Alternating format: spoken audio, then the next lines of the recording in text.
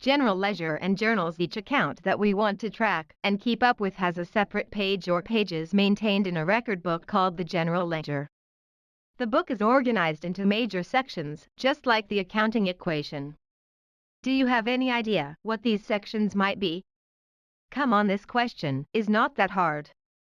The general ledger's major sections are assets, liabilities, owner's equity, revenues, expenses, and draws.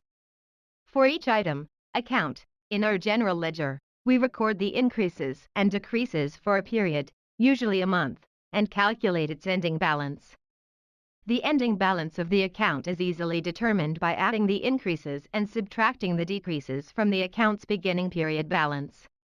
Ending account balance equals beginning balance plus increases minus decreases.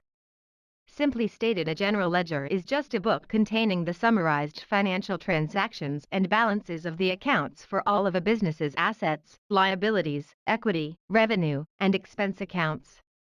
Methods and symbols you might run across that indicate an account's balance is a debit or credit amount are 1. Parentheses indicate a credit balance and no parentheses indicate a debit balance.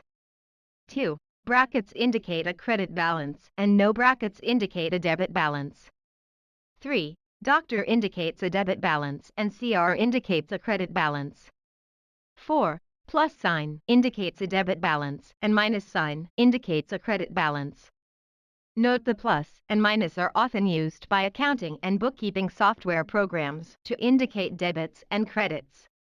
Don't get confused and think that the plus sign means an increase or that the minus sign means a decrease. They do not.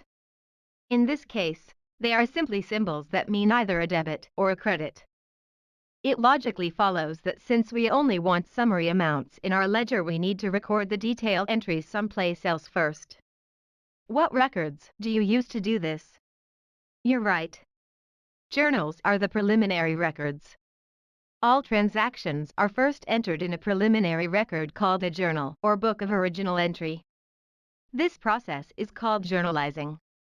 After your business transactions have been entered in your journals, they are then periodically, usually monthly, summarized and totaled and then transferred, posted, to the general ledger as summary entries.